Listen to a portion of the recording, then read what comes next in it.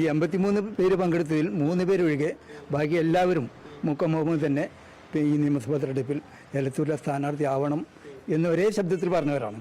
എല്ലാവരും ഈ 3 പേരുടെ വിയോജനക്കുറിപ്പോട് കൂടി 83-ൽ 3 എന്ന് പറഞ്ഞാൽ പിന്നെ ഐകണ്ഠരെന്ന് പറയുന്നതിന് തുല്യം തന്നെയാണ്.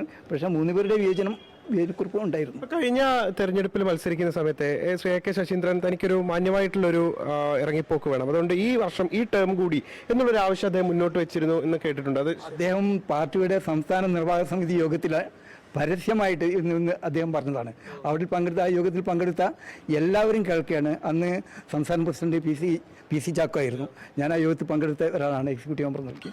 അദ്ദേഹം വളരെ കൃത്യമായിട്ട് പറഞ്ഞു, ഞാൻ ഇനി പാർലമെൻ്ററി രംഗത്തേക്കില്ല, എനിക്ക് ഒരു മാന്യമായ റിട്ടയർമെൻറ്റ് വേണം എന്ന് പറഞ്ഞാൽ ഈ 5 വർഷം തുടരണം. അതിനിടയ്ക്ക് പാതിയിൽ വെച്ച് ഈ മന്ത്രിസ്ഥാനം മറ്റാർക്കും എന്നുവെച്ചാൽ തോമസ് കെ തോമസിന് കൊടുക്കരുത്, എനിക്കൊരവസരം ഈ 5 കൊല്ലം തുടർച്ചയായി ഭരിക്കാനുള്ള സൗകര്യം എന്ന് അദ്ദേഹം പരസ്യമായിട്ട് പറഞ്ഞതാണ്. ഇപ്പം അദ്ദേഹം പറയുന്നത് അങ്ങനെ ഉണ്ടായിട്ടില്ല എന്നാണ്.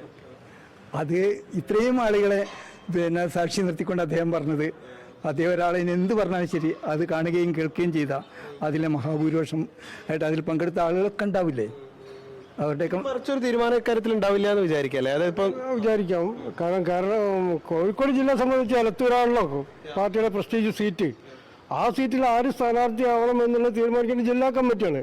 ജില്ലാ കമ്മിറ്റി സംസ്ഥാന കമ്മിറ്റിക്ക് കൊടുക്കുന്നു, സംസ്ഥാന കമ്മിറ്റിക്ക് സെൻട്രൽ കമ്മിറ്റിക്ക് കൊടുക്കുന്നു, അത് അംഗീകരിച്ച് അവർ ഇങ്ങോട്ട് തരുന്നു.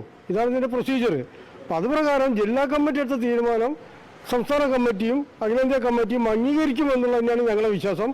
അതുകൊണ്ട് എലത്തൂർ സീറ്റിൽ LDF-ലെ സ്ഥാനാർത്ഥിയായിട്ട് LDF-ലെ ജില്ലാ കൺവീനറും കൂടിയായിട്ടുള്ള മുക്കം മുഹമ്മദ് മത്സരിക്കുമെന്നാണ് ഞങ്ങളുടെ പ്രതീക്ഷയും ഞങ്ങളെ ആഗ്രഹവും. അത് തന്നെയാണ്, അത് നടക്കുമെന്ന് തന്നെയാണ് ഞങ്ങളുടെ പ്രതീക്ഷ.